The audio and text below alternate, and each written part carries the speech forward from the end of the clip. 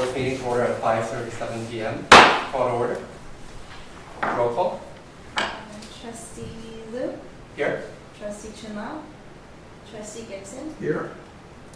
Thank you. I think Trustee Chen-Lao is excused. Yes, Trustee Chen-Lau is excused for today's meeting. Item A3, public comment on non-agenda items. Are there any public comment? Seeing none. Item A4, approval of minutes for December 10th, 2024. Is there a motion to approve? So moved. And I'll second that. All in favor say aye. Any opposed? Seeing none, the minutes have been approved for December 10th, 2024. Item B1, facilities update. Good evening, trustees.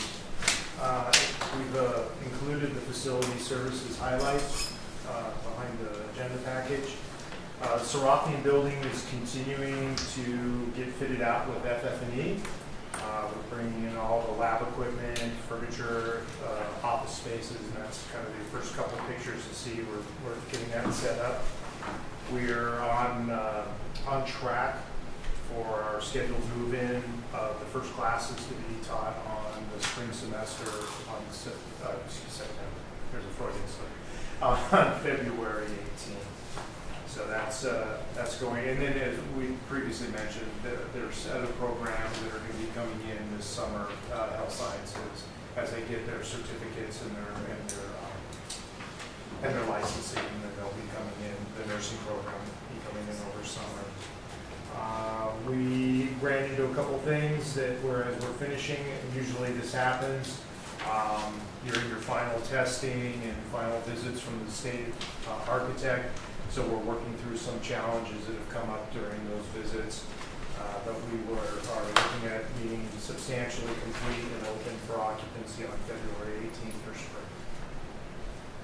Any questions on Serafian? When you mentioned challenges, what sort of challenges were you? The challenges are basically code related for fire life safety. So we have set plans. We work to those plans when the DSA field engineer comes out. Maybe when it goes from 1 dimension to 3 dimensions, they might find something or have some question on a sequence of events. So what we're working on right now is the sequence of events on how, in the event of a fire, how the air handlers all turn off. So there's code requirements on supply air and return air when in the event of a fire, and that's all a very difficult issue because you also have to continue to run exhaust air on the fume hoods.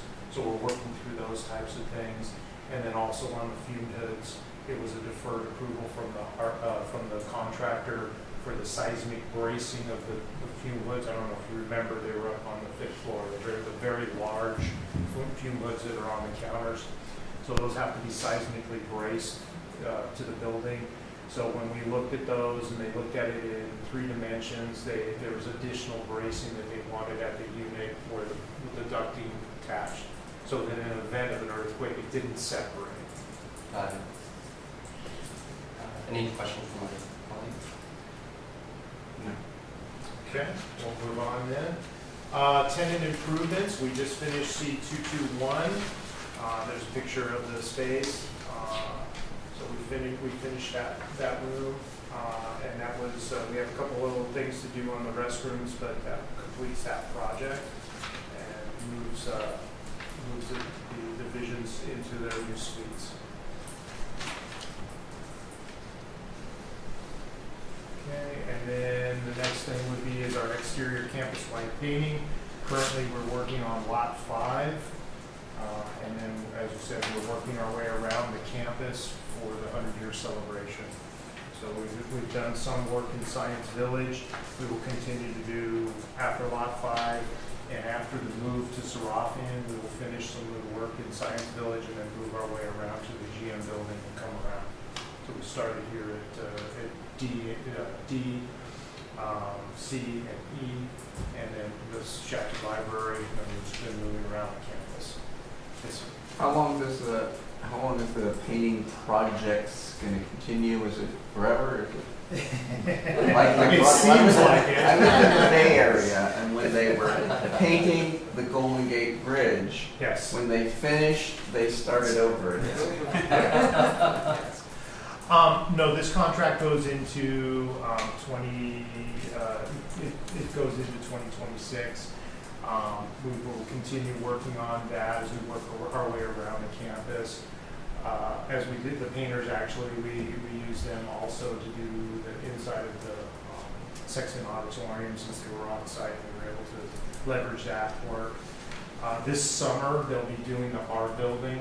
So when they do the art building, they have to finish up and they'll be doing all the exterior balconies and everything. We have to phase that.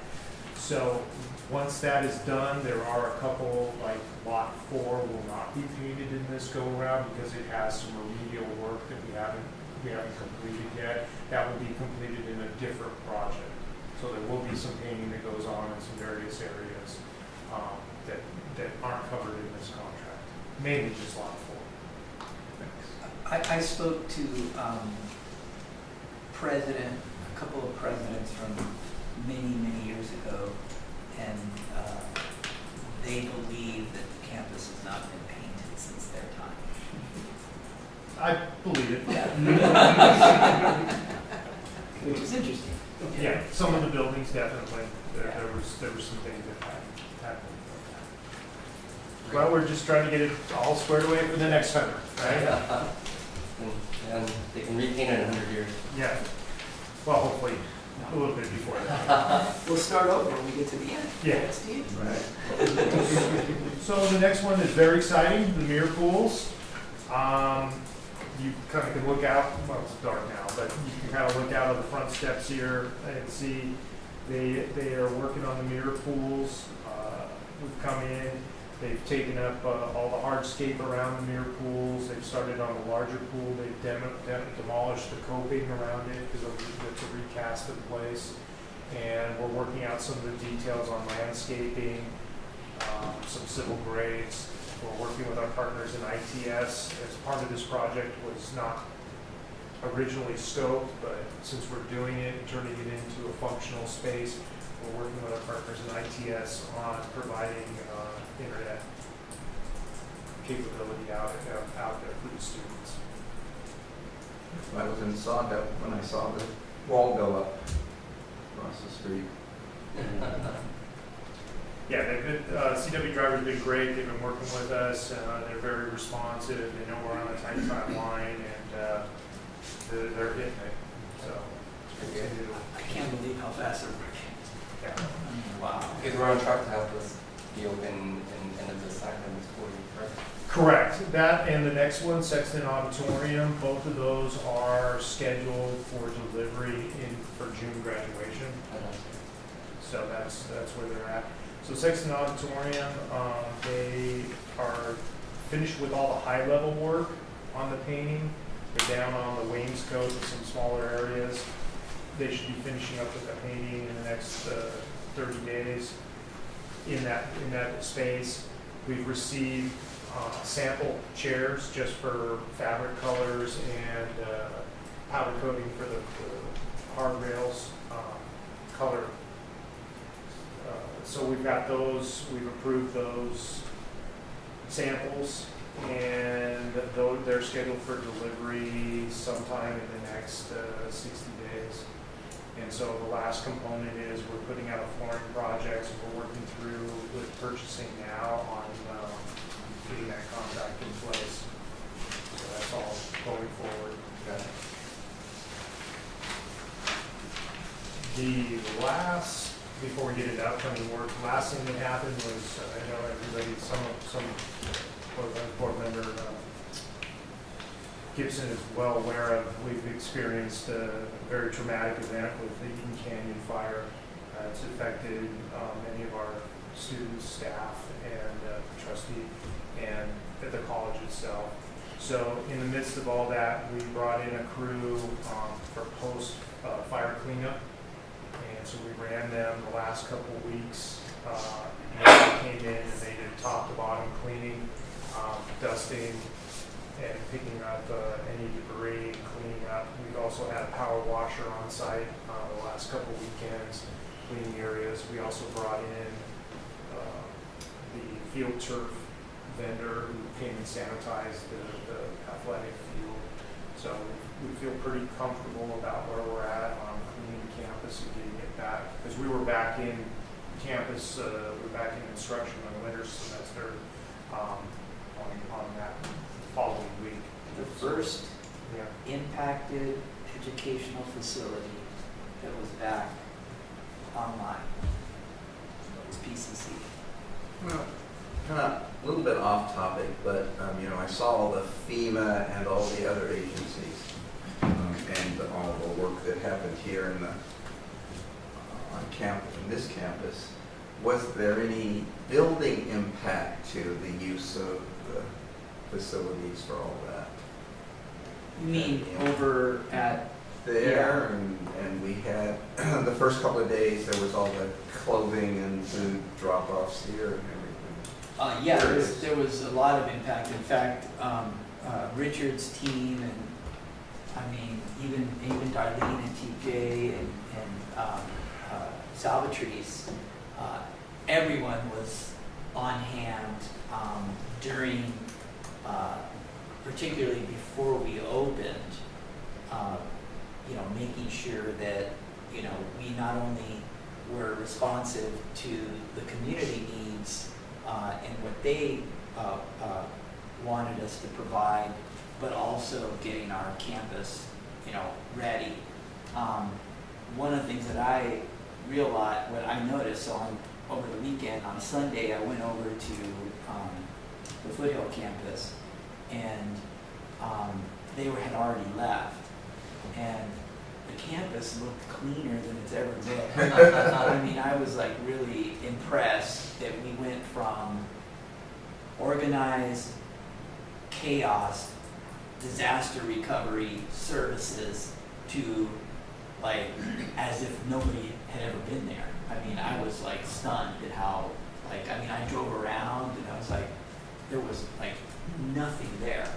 You wouldn't have never realized that there was, that we had the pandemonium that was there, over the previous couple of weeks. We did have an impact, like, the school district used our facilities. Our gym, for example, we've had several community events in the gym, and that has put some strain on the campus and our facilities team, because they have to, set it up, bring it down, and some of our athletic teams had to sort of work around that. But in terms of like damage or anything like that, I haven't seen any or heard of any, other than just normal wear and tear. In fact, we were very, very careful with the use of the gym, making sure that we had the proper chairs with rubber bottoms and or a tarp and things like that. I don't know, Richard, anything that you all Well, I think would of? say I'll break it into two different ways. The only impact I saw from hosting the community resources would have been parking, and luckily we were in winter session, so it was mainly an inconvenience. People are used to parking in 3 or entering lot 4 through 3, so it was just an inconvenience. We still had plenty of parking. That was one of the impacts from hosting the events.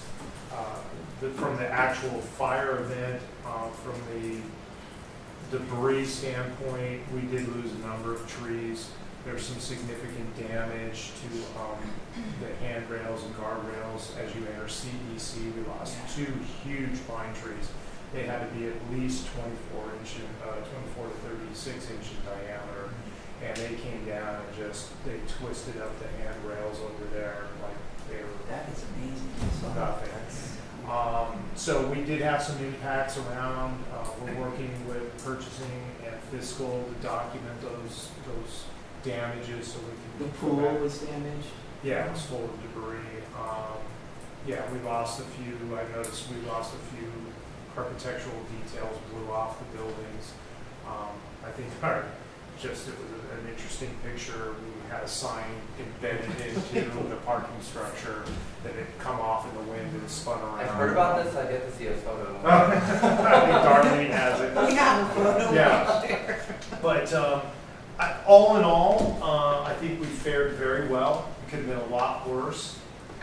Even when we got into some of the buildings, it was normally we would see ash and debris maybe a couple feet in underneath the doors. And we did do some wipe samples and testing, and so far our environmental company has classified what they did find in our buildings. They said we would classify this as background. It's no worse than any other day or anything back, so we didn't really sustain a huge amount of damage from smoke or ash. It's mainly the wind. Even on the day, when the fires had started, I mean, I was really impressed with our groundskeeping crew and our facilities crew actually had, when I first saw it, there was just, trees and brush and just stuff all over. So the first kind of sweep of all of that, it got, I mean, almost the day of, that had already been removed, which was really impressive, I thought. So, just thanks to you and your team for doing that. And we had a few vendors help us out too. Yeah. So we were trusted partners, yeah, so it was. But I mean, we worked swiftly, quickly, and I think that was really important. It was really important that we be open on Monday, and we were. And so then we ended up being a resource for the community because we were the only place that was open. I mean, even universities, four-year universities and other community colleges were closed on that Monday and that Tuesday and the whole week.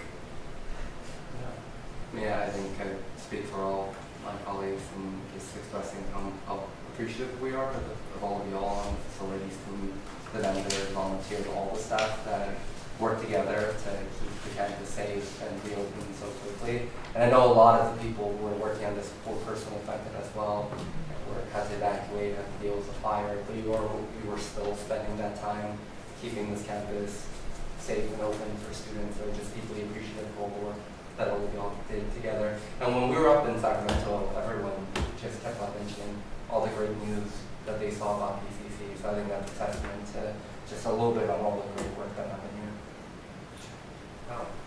My colleagues over here need a pat on the back too. I mean, the EOC, this was an initiative that Darlene brought in, and Candace, and a lot of that wouldn't have happened without all the pre-training and all the hard work the college has put in for our emergency ops center, and just everybody coming together. Thanks so much again.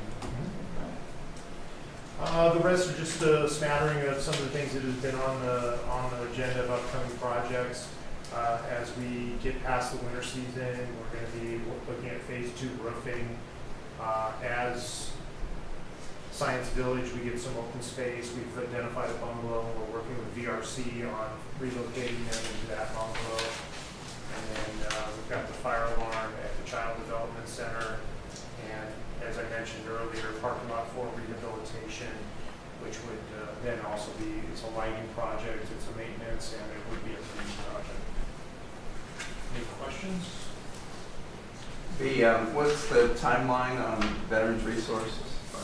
As far as veteran resources go, we've met with them, we've met with the architect, we have a set of plans. I just need Science Village people to get into Serafian, and then we're going to need a few months to go ahead and rehabilitate the space. So we were looking at moving VRC by summer. Have there been any updates with regards to the Rosemead campus, or are we still? So with Rosemead, I believe Darlene was going to bring that up in upcoming contracts. Yeah, we can wait for them. I can jump in real quick. So we have hired, or we're signing a contract with the coordinator for the CEQA, and we're also putting out the RFP for the architect, and I'll be putting out a request for project management services. And so we'll put all of them together, and then we can get the entitlement. And then I've also brought up to President Gomez and Vice President Ramirez, Vice President Ramirez. We need to start talking as a college as what is the programming going to be. And so part of that component would be is what we've written into the RFP for the architectural services, is that they would be responsible for doing targeted surveys in the area to find out what the local community would like to see as far as options for programming, you know, what type of classes offered, et cetera. And that should help build a little bit about what the campus is going to be imagined as. Okay. I think that'd be very, very helpful just to understand what the needs are. Any further questions? No, thank you. Anything else on this agenda item? No. Okay, thank you. Item D2, upcoming Measure PCC contracts. So we have 3 contracts that are on the agenda for this month, one of which is what Richard just spoke to, which is the contract for SQL services for PlaceWorks for the Rosemead campus. And then the other 2 contracts are actually both for Noland, and those are just amendments to each of the contracts. One of them is for project inspection services for the mirror pools, and the other one is project inspection services for the Sexton Auditorium. Got it. And we'll have that to review next week for the rest of the board. Any questions from my colleagues on this? No, thanks. Anything further on these? Okay. Item C1, meeting schedule. I think we have a set meeting schedule that we can always revise offline. Item D1, proposed future agenda items. Are there any proposed future agenda items from my colleagues? Do we know when the next public bond meeting is, the citizens bond meeting is the CBOC? We're working on scheduling that. I know the set is, right? Yeah, so the last meeting wasn't canceled. The chair and some of the members of the CBOC asked that it be rescheduled. Some of those folks were impacted directly by the fires, and so so we said sure. So very soon. Maybe when it's scheduled, we can for us to know the date just for information. And I had something as well that came to mind. I know a couple meetings ago we had the whole discussion on the sustainability component. Would just be curious in a future meeting to get some sort of update about any progress or any next steps. I know we had mentioned sustainability coordinator, bringing someone like that on the team. So just be curious to discuss that at a future meeting. Anything further from the board? Right now. Okay. Seeing none, moving on to item E1, adjournment. Is there a motion to adjourn? Move to adjourn. Second. I'll second. All in favor say aye. Aye. Seeing none opposed, I adjourn this meeting at 6 p.m.